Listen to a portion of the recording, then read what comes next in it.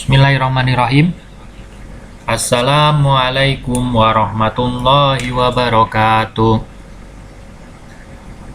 Waalaikumsalam warahmatullahi wabarakatuh.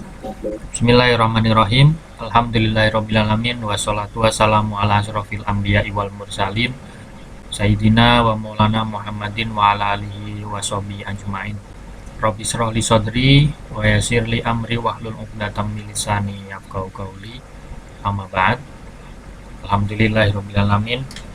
Tentunya kita patut bersyukur karena pada kesempatan hari ini Selasa 26 Oktober 2021 kita dipertemukan kembali dalam keadaan sehat walafiat untuk sama-sama melanjutkan pembelajaran bahasa Indonesia, yang mana hari ini kita sudah memasuki subtema yang kedua di tema yang keempat. Salawat juga salam tentunya tidak lupa kita sanjungkan kepada junjungan kita Nabi besar Muhammad SAW, juga kepada keluarga, sahabat, serta kita sebagai umatnya.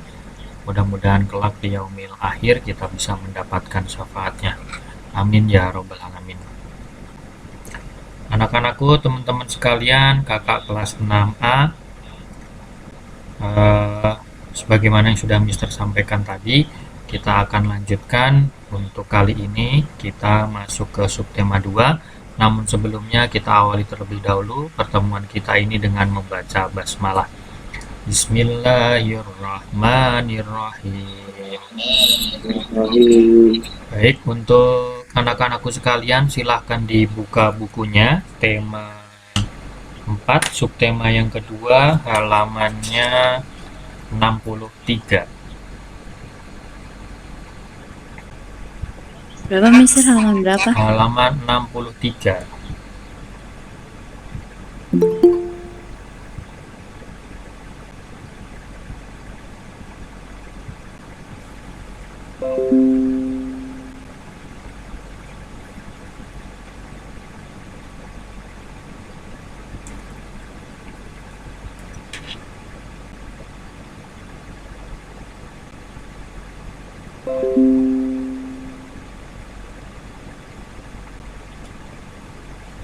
Sudah ketemu halamannya? Sudah, Mister. Oke.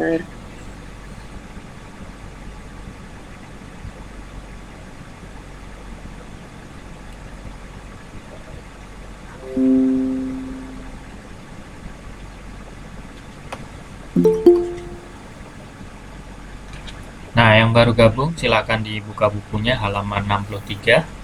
Ini yang akan kita bahas pada pertemuan kali ini, masih berkaitan dengan teks, yang mana Mister berharap kalian tidak bosan karena akan banyak sekali pertemuan ini membahas tentang teks dan membaca. Nah, kita mulai dari sini. Nah, sebuah teks biasanya mengandung beberapa informasi penting. Jadi dalam sebuah teks bacaan itu terdapat yang namanya informasi. Kemarin kita sudah belajar bagaimana cara mencari informasi baik yang tersirat maupun yang tersurat. Kalau yang tersirat kita harus menyimpulkan dari bacaan tersebut. Kalau yang tersurat, informasinya tertulis dalam teks bacaan tersebut. Nah, informasi merupakan penerangan. Sekali lagi, informasi merupakan penerangan, pemberitahuan, kabar, atau berita mengenai suatu hal. Jadi informasi itu pengertiannya adalah penerangan, pemberitahuan, kabar, atau berita mengenai suatu hal. Yang tadinya nggak tahu, kamu jadi tahu, itu informasi. Kemudian, informasi terkait dengan sesuatu yang bersifat pemberitahuan. Tadi yang bisa bilang. Jadi, informasi itu bersifat pemberitahuan karena yang tadinya tidak tahu menjadi tahu. Kemudian, informasi dapat diperoleh melalui membaca atau mendengar. sudah jelas. Kalau informasi berdasarkan teks bacaan, ya kita membaca. Dari membaca ini, kita akan mendapatkan informasi. Tapi kalau informasinya dari sumber suara, misalnya berita di radio, maka kita harus mendengar. Oke, berikutnya. Nah, karena itu kita harus memahami bagaimana cara mencari informasi. Baik yang dari teks maupun yang dari teks dengan kita baca atau teks yang dengan kita dengar. Kalau kita baca tentunya kita harus membaca dengan seksama, tapi kalau yang kita dengar, ya mau nggak mau kita harus mendengarkan informasi tersebut dengan baik. Kemudian ini ada cara untuk menemukan informasi penting dari teks yang didengar. Kalau yang dibaca gampang, tinggal kita baca saja teks tersebut, nanti akan informasinya akan ketahuan. Tapi yang dengan cara didengar, nah ini ada langkah-langkah atau ada caranya. Oke. Yang pertama, dari yang kita dengar, kita mendengarkan teks yang dibacakan dengan penuh konsentrasi. Nah, berarti kuncinya konsentrasi. Contohnya gimana, Mister? Pembelajaran online kayak gini harus konsentrasi.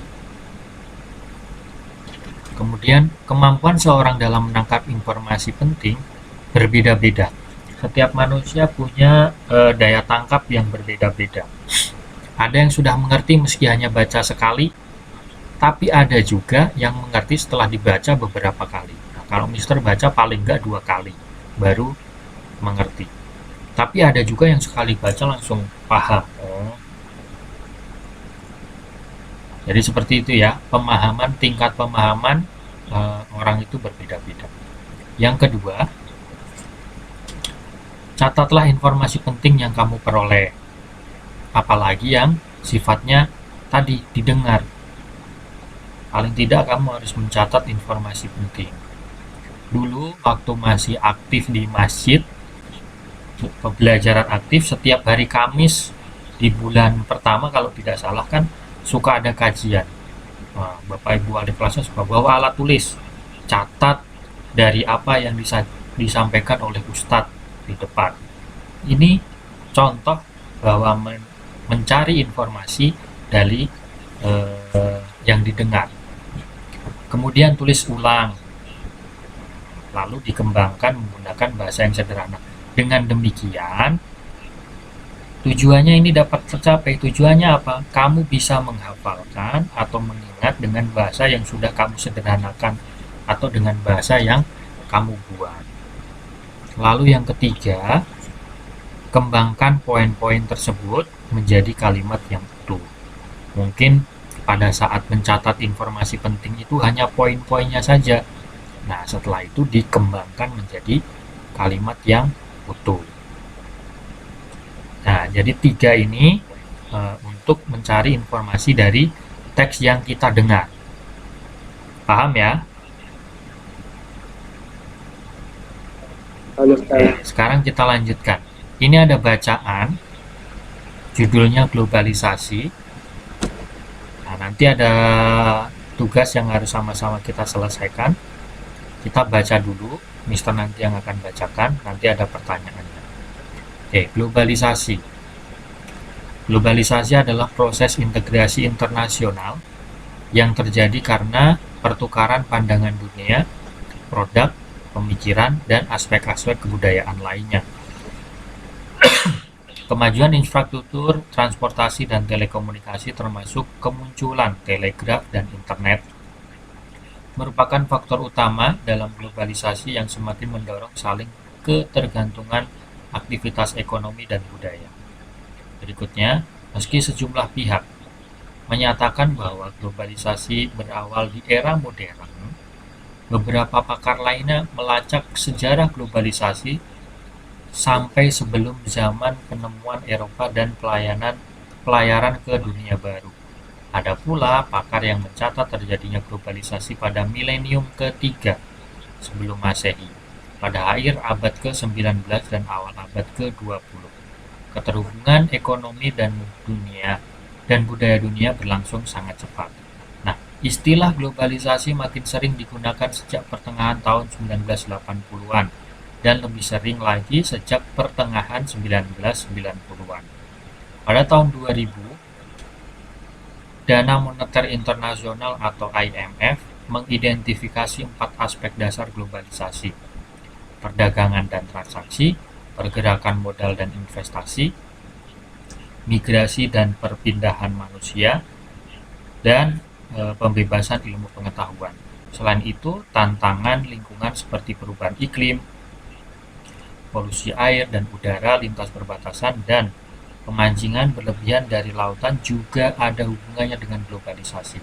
Proses globalisasi mempengaruhi dan dipengaruhi oleh bisnis dan tata kerja, ekonomi, sumber daya sosial, budaya, dan lingkungan alam. Lanjutannya, kemajuan teknologi adalah yang memungkinkan terjadinya globalisasi. Teknologi memungkinkan persebaran informasi semakin lebih mudah dan tidak terbatas oleh jarak maupun waktu. Batas wilayah suatu negara bahkan hampir tidak terpengaruh dengan pertukaran informasi, ide, ataupun apapun. Bahkan juga dikatakan bahwa globalisasi menjadikan manusia di bumi tidak terbagi-bagi berdasarkan apa negaranya, melainkan adalah satu kesatuan, yakni masyarakat dunia. Globalisasi dalam kehidupan sehari-hari dapat membantu meringankan semua aktivitas sehari-hari kita. Selain itu, dampak dari globalisasi mencakup beberapa faktor, yaitu budaya, teknologi, transportasi, ekonomi, politik, hukum, dan lingkungan. Nah, itu teksnya. Terus tugasnya apa, Mister? Kita diminta untuk menuliskan informasi apa yang kita peroleh dari teks tadi di sini. Kan ada 1, 2, 3, 4, 5 paragraf. Yang pertama, kalau paragraf 1 tadi berkaitan dengan apa?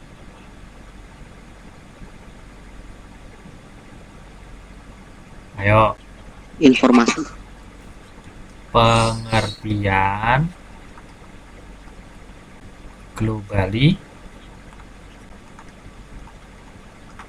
Pengertian globalisasi pada paragraf 1 tadi.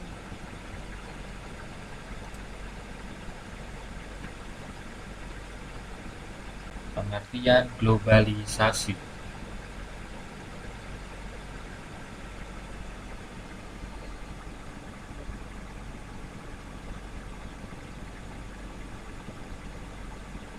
Sekarang paragraf kedua.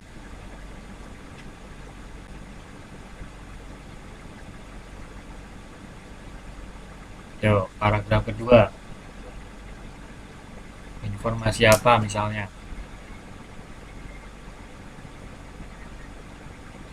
Di situ dibahas tentang ada yang berpendapat tahun sekian, ada yang berpendapat tahun sekian.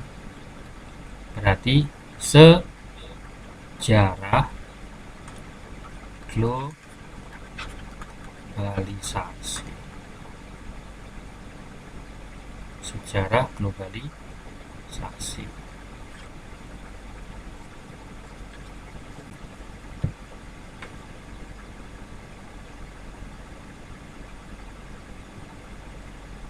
Yang ketiga,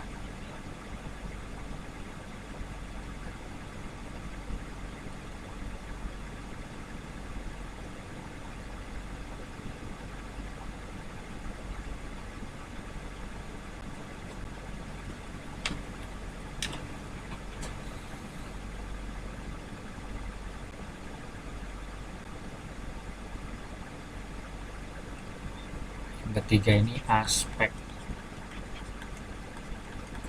globalisasi. Yang keempat, Itu aspek, Mister. ya ini aspek globalisasi. Yang keempat, faktor globalisasi. Yang kelima, dampak.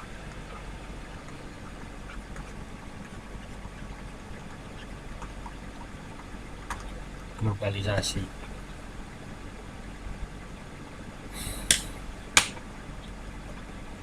Silakan ditulis dulu. Udah, Mister. Ya.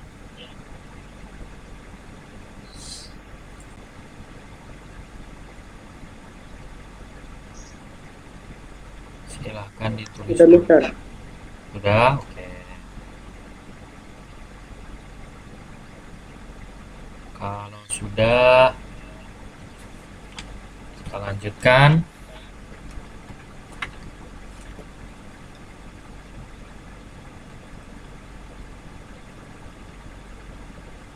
Kita langsung loncat ke ini pembelajaran 3.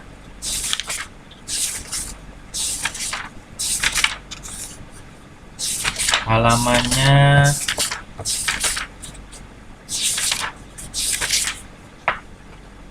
86. Halaman 86. Ya, Mister.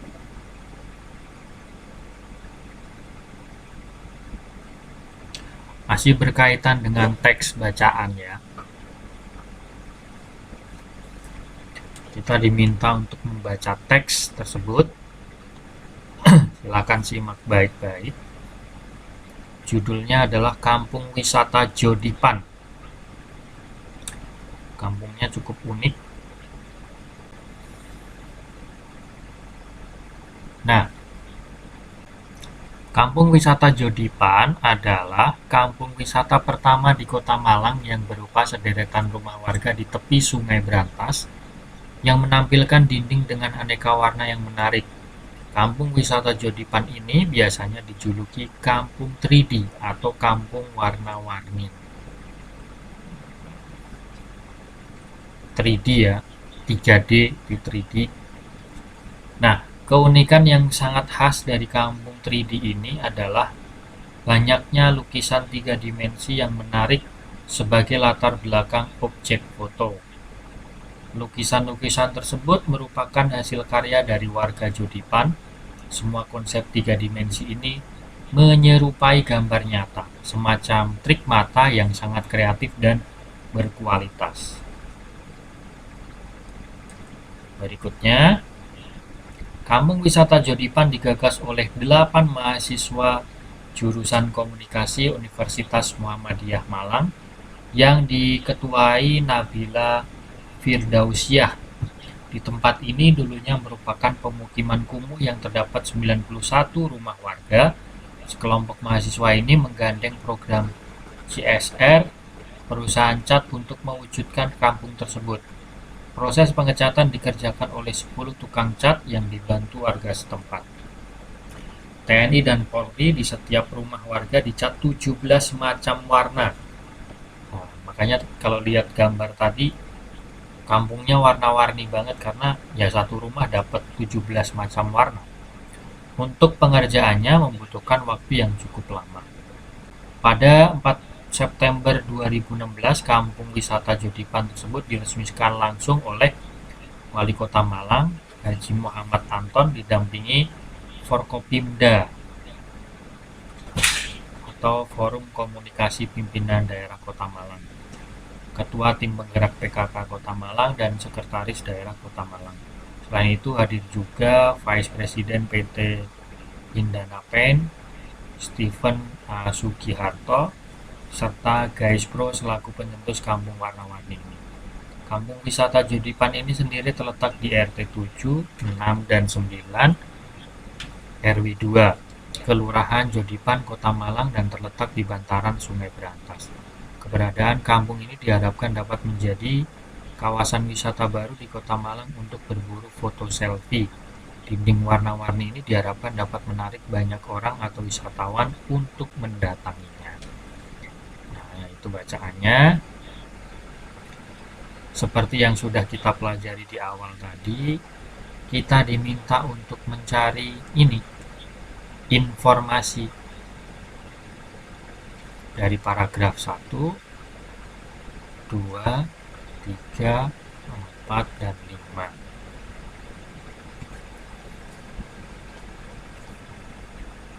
Nah, coba paragraf 1, informasi yang kita peroleh tadi apa? Setelah Mister bacakan,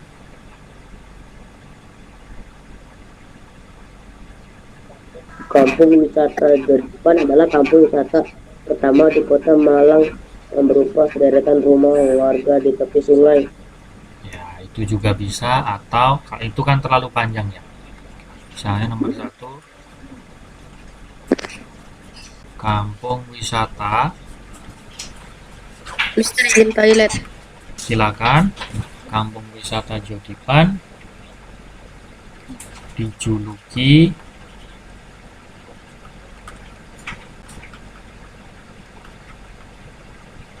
kampung 3D atau kampung warna-warni.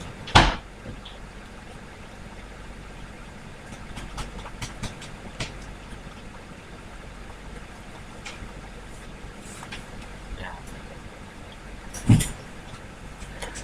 Kampung wisata Jodipan dijuluki kampung 3D atau kampung warna-warni.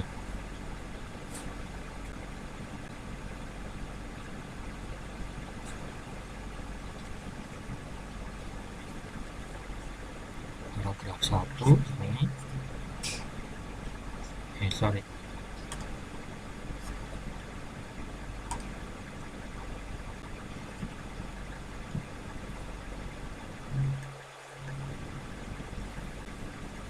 Paragraf yang kedua,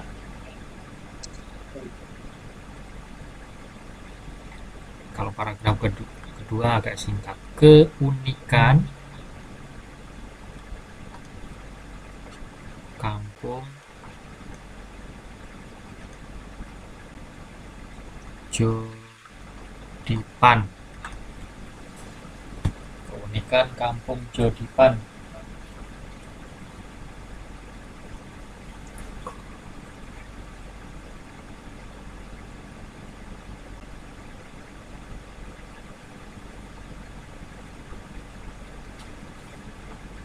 Keunikan kampung Jodipan. Terus yang ketiga, penggagas.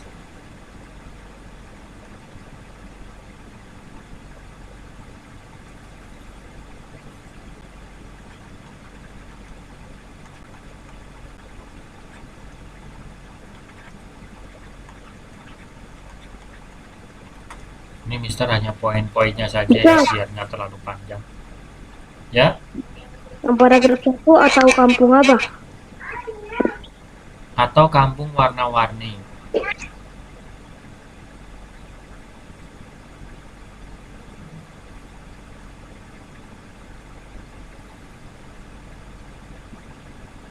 Terus paragraf yang keempat, peresmian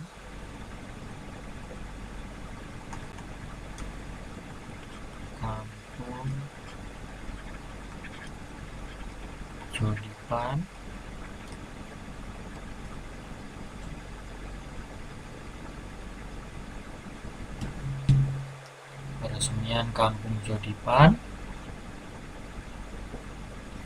dan yang kelima adalah letak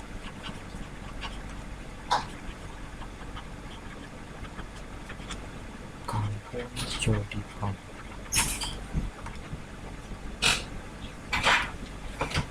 Letak kampung Jodipan.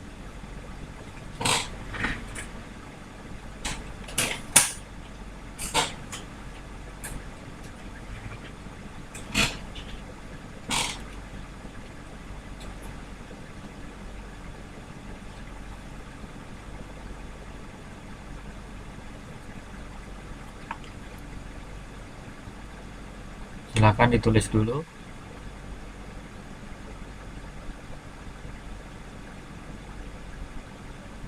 Mister itu yang paragraf 4 apa depannya sih Mister? Ya, Yang keempat, peresmian Kampung Jodipan.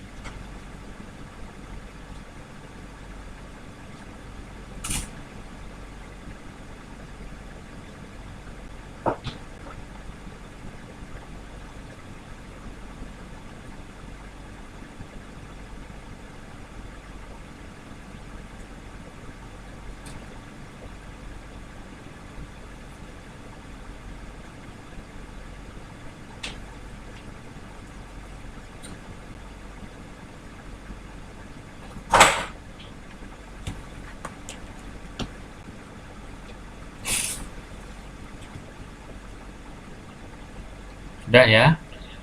Kalau kesimpulannya kan tinggal ngerangkai atau menggabungkan informasi dari paragraf 1, 2, 3, 4, dan 5. Misalnya, Kampung Wisata Jodipan dijuluki sebagai kampung 3D yang memiliki keunikan, terus digagas oleh 8 mahasiswa UNM, diresmikan oleh Wali Kota Malang, dan terletak di Kelurahan Jodipan, Kota Malang. Untuk kesimpulannya.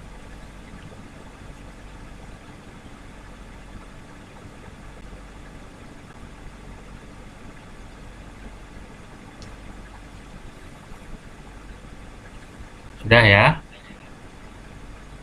Ada yang mau ditanyakan?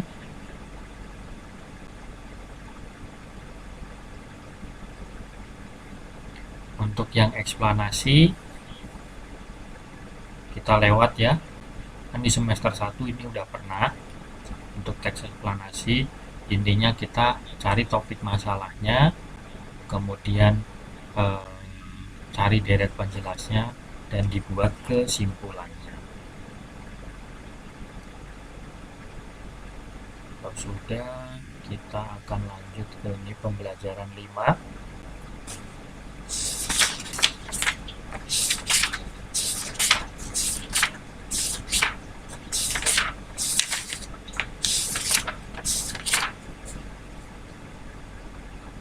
Halaman 108 nih, Ustaz. Halaman berapa? Oh ya, halaman 108.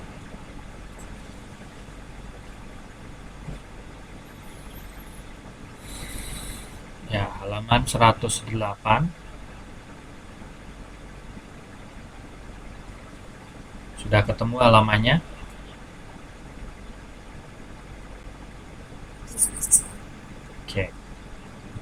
Oke, halaman 108 ya. Teks petunjuk adalah satu jenis teks. Teks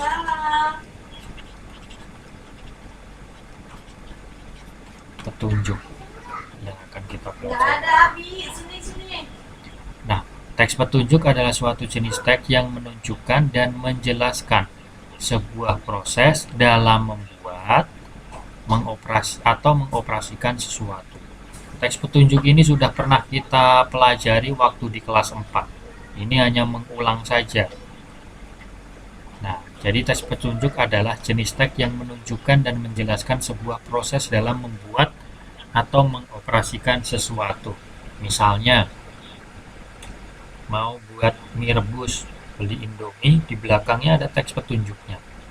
Pertama, misalnya, siapkan tempat untuk memasak, isi air dengan ukuran berapa mililiter. Setelah mendidih, masukkan mie, dan seterusnya. Itu ada teks petunjuknya. Atau misalnya kalian beli alat elektronik, kipas angin atau televisi, kalau kalian buka boxnya atau buka kardusnya, suka ada buku petunjuknya. Beli obat juga sama, ada petunjuknya.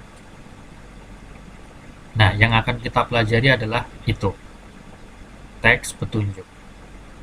Proses membuat atau mengoperasikan sesuatu dikerjakan melalui langkah-langkah runut dan teratur. Jadi dalam teks petunjuk itu langkah-langkahnya urut dan teratur. Artinya langkah-langkah dalam teks petunjuk harus dilakukan secara sistematis. nggak boleh misalnya ada 5 langkah, langsung dari nomor 5 dulu, nanti bisa berantakan. Kemudian yang berikutnya dalam teks petunjuk, langkah-langkah tersebut merupakan urutan yang tidak dapat diubah urutannya. Tadi, kalau diubah urutannya bisa jadi dalam mengoperasikan sesuatu atau membuat sesuatu gagal. Makanya harus urut. Kemudian, langkah awal menjadi penentu langkah berikutnya. Langkah awal menjadi penentu langkah yang berikutnya, karena akan menentukan langkah-langkah berikutnya. Nah, di sini ada ciri-cirinya, ciri-ciri dari kalimat petunjuk. Yang pertama ada 3, menggunakan pola kalimat perintah. Ya, misalnya masukkan, tuangkan, itu kan perintah. Letakkan. Nah, kemudian menggunakan pola kalimat perintah yang berupa kata kerja tanpa imbuhan. Tanpa imbuhan me, ber, dan di. Kemudian partikel lah dan kata larangan jangan. Ya, itu. Kemudian yang kedua, kadang-kadang menggunakan bentuk saran. Seperti sebaiknya, hendaknya, misalnya obatnya obat luka luar, ada sebaiknya simpan di tempat yang jauh dari jangkauan anak-anak, atau misalnya hendaknya digunakan setelah mandi. Itu namanya bentuk saran. Terus yang ketiga, menggunakan kalimat yang jelas, logis, dan singkat.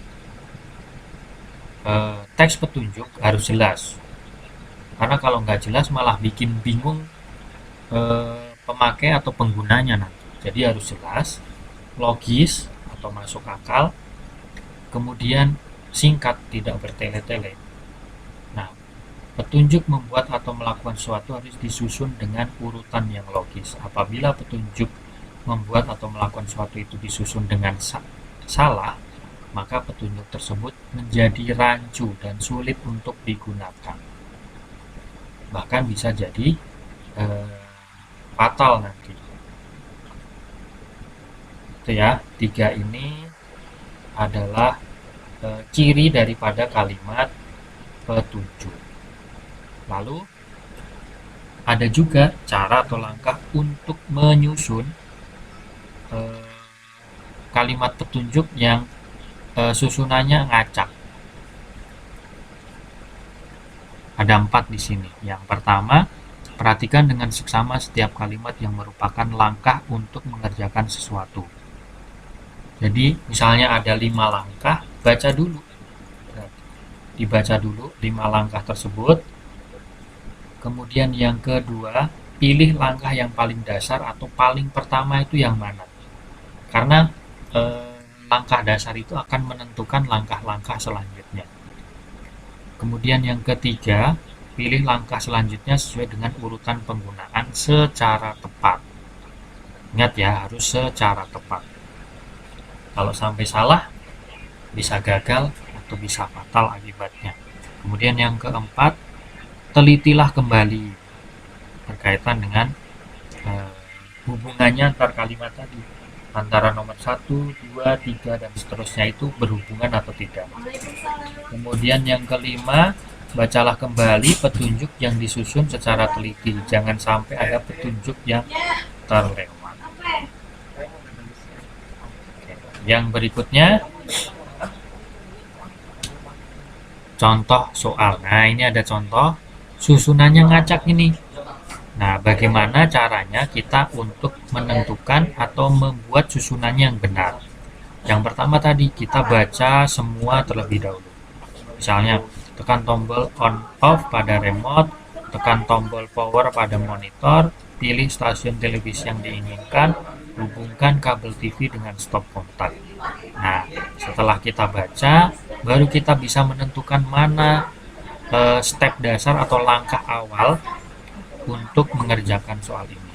Tentunya yang pertama adalah hubungkan kabel TV dengan stop kontak. Nah, hubungkan kabel TV dengan stop kontak.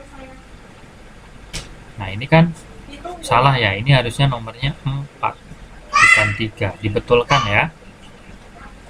Setelah dihubungkan kabel TV dengan stop kontak, terus tekan tombol power pada monitor. Nah, nomor 2 udah betul. Kemudian tekan tombol on off pada remote.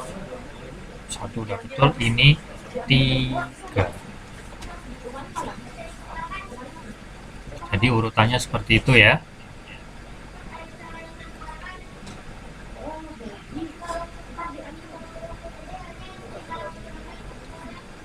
Contoh yang nomor 2. Urutkan petunjuk pemakaian sabuk pengaman pada mobil. Ini susunannya ngacak nih.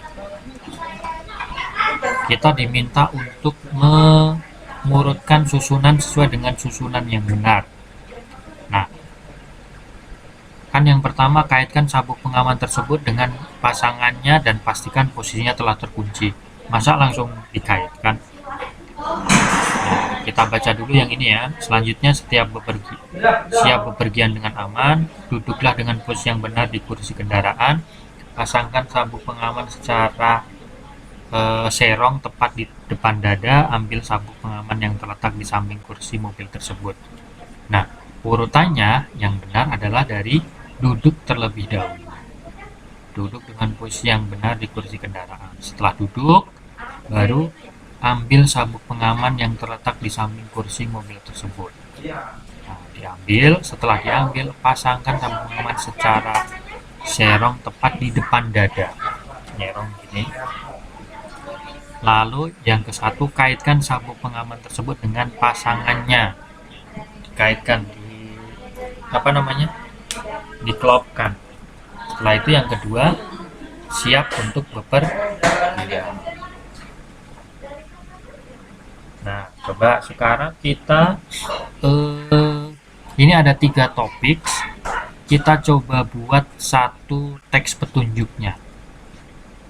Ada petunjuk menyemir sepatu, minum obat, dan yang ketiga membuat nasi goreng. Kita pilih yang nomor 1 atau nomor 2, salah satu saja ya. Kalau nasi goreng agak panjang. Mau pilih yang mana? 2 aja mesti. Minum 2 obat. aja, 2 aja. Oke. Minum obat. Petunjuk minum obat. Langkah yang pertama, kalau mau minum obat itu ngapain dulu? Siapkan obat yang diminum, yang mau obat diminum. yang akan kita minum. Terus yang kedua,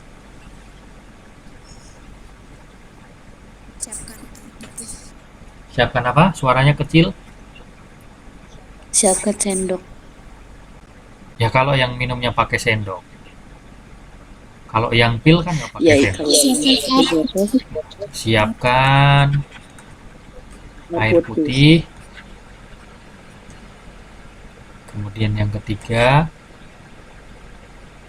misalnya buka bungkus obat. Bukan bungkus obat. Masa iya bungkusnya nggak dibuka, langsung diminum? Buka bungkus obat. Terus yang keempat,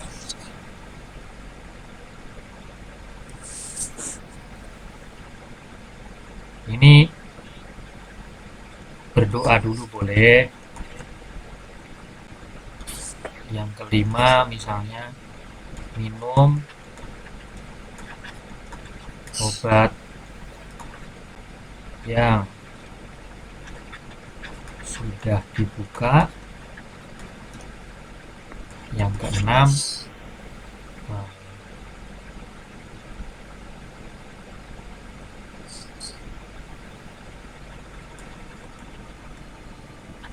minum air putih untuk membantu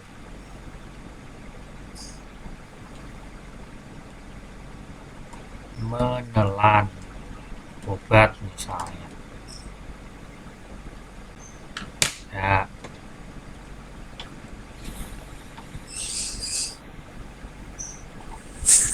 silakan ditulis.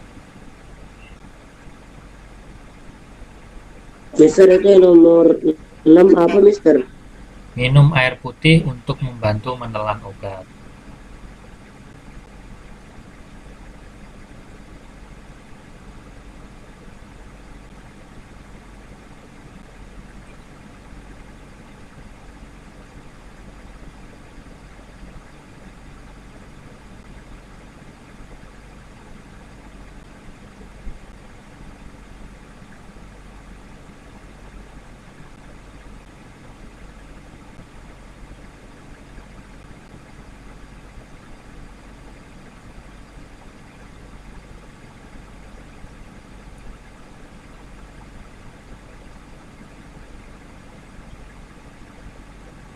Sudah, Mister.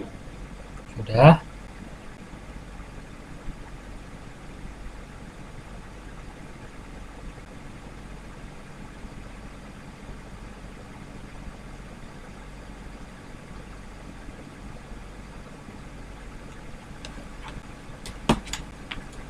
Jadi seperti itu untuk membuat teks petunjuk.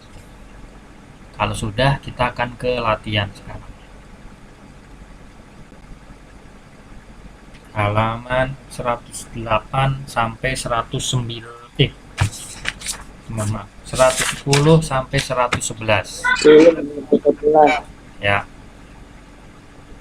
Kita diminta untuk menentukan urutan teks petunjuk yang benar. Ya, nomor 1, bacalah petunjuk berikut ini. Tips memasang tabung gas. Pertama, pastikan di dalam kepala tabung gas ada karet atau rubber seal.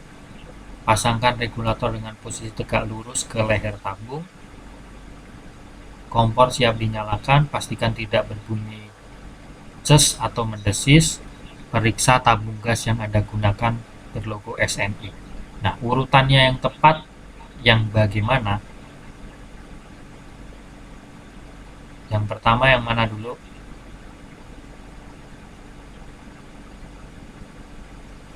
Ketika mau Yang kedua. ini langsung pasang regulator. Enggak ada yang kedua. Ya, yang pertama periksa tabung gasnya sesuai dengan logo SNI atau tidak. Kalau tidak, jangan, bahaya. Nah, setelah 5, 1 dulu sebelum dipasang regulatornya ada rubber seal-nya enggak? Berarti 5, 1, 2, 4, 3. 3. Nah, kalau nggak berurutan bisa fatal kan tadi.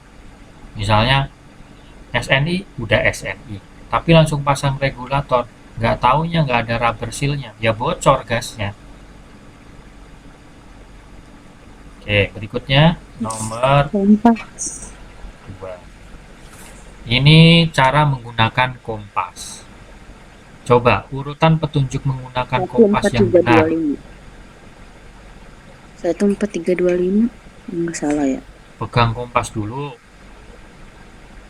Pegang kompas dengan benar. Yang pertama yang Bukan arah mana? mana yang Anda hadapi. Pegang 1. kompas dengan benar. Pegang kompas dengan benar. 1, Temukan arah yang mana yang Anda hadapi. 1, 4, 3, 2, 5. Pegang kompas dengan benar, temukan arah yang akan Anda hadapi. Terus pahami perbedaan antara utara atau sejati dan utara, letak dasar kompas. magnetik. Belum, nggak sesuai. 2 dulu, pahami letak dasar kompas. 2, 1, 4, 3, 5. Terus pegang kompas dengan benar, tentukan arah. 2, 1, 4, 3, Pahami 5. ya.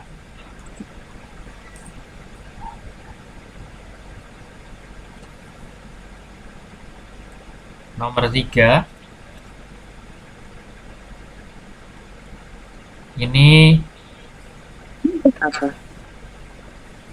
Teh manis. membuat kopi susu yang benar. Enggak ada itu. Yang pertama, masukkan kopi Masukkan bubuk kopi bubuk dan dan gula pasir ke dalam gelas. Ini 1.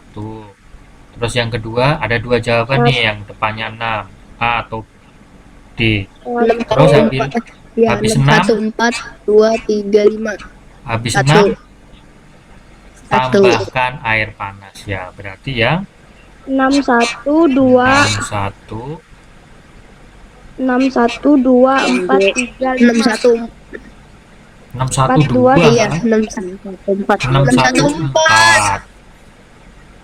6 1 4 bikin keder Terus yang 6 1 keempat 4 2 2 ya. Yang nomor 4 itu cara menanam bunga yang benar. Mana dulu yang pertama kali? Masukkan bibitnya ke dalam tunggal. Baca dulu, ini semua dibaca dulu. 3 siapkan 3. Ini yang pertama. Terus yang kedua? 1 Langsung Berarti 3, diisi 1, 2, 4, tanah. 3 4 bukan enggak ada ya 3 3, 1. 5. Terus nomor 2-nya 3 2 Letakkan pot yang 2 sudah ditanam. 1 4 5 3. 3, 2, 1, 4, Nah, 5. ini yang kedua. Berarti 32. Jadi siapkan media tanamnya dulu, masukkan bibitnya, terus isi pot dengan komposisi tanah dan pupuk yang pas. Lalu sebentar. Hah, kenapa? Kayaknya Mister yang salah ini. Nah, Siapkan media tanam. Pot udah. Oh iya, betul. Siapa tadi yang jawab tanah dulu? Ini yang kedua. 3 1 2 4 5. Yang ini ya, mohon maaf. lah bener dong tadi saya. Iya, makanya. Nanti kalau Iya. bibit dulu ketutupan tanah. Ya. Terus yang nomor 5 terakhir, susunlah kalimat cara membuat pisang goreng. 4, 3, 5, 2, 6, 1. Kupas pisang ya, betul. Terus ada 2 jawaban yang depannya 4. 4, 3, Setelah 4, itu 3, 5, 2, 6, 1. 3. oh iya betul, 4 3 5. Nah, jadi caranya seperti itu untuk menentukan atau mengurutkan teks petunjuk yang susunannya acak. Baca dulu langkah-langkahnya semuanya. Setelah dibaca, cari petunjuk dasar atau petunjuk awal. Karena petunjuk awal itu akan menentukan petunjuk-petunjuk selanjutnya. Paham ya? Ada yang mau ditanyakan atau tidak?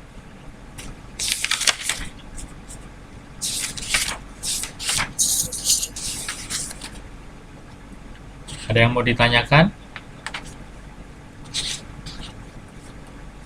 Kalau tidak ada, bukunya boleh dilipat.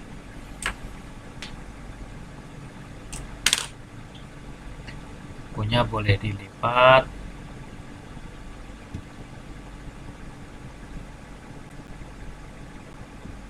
Kita akan lanjutkan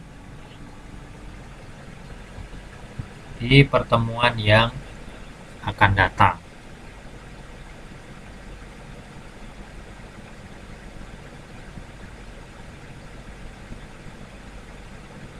Oke. Baik, terima kasih untuk teman-teman kakak kelas 6A. Hari ini kita sudah selesaikan subtema yang kedua. Sampai ketemu lagi di pertemuan yang akan datang. Terima kasih atas atensinya, semoga menjadi ilmu yang bermanfaat. Mister akhiri, wallahul muwaffiq ila aqwamit thoriq. Wassalamualaikum warahmatullahi wabarakatuh. Waalaikumsalam. Waalaikumsalam warahmatullahi wabarakatuh. Waalaikumsalam.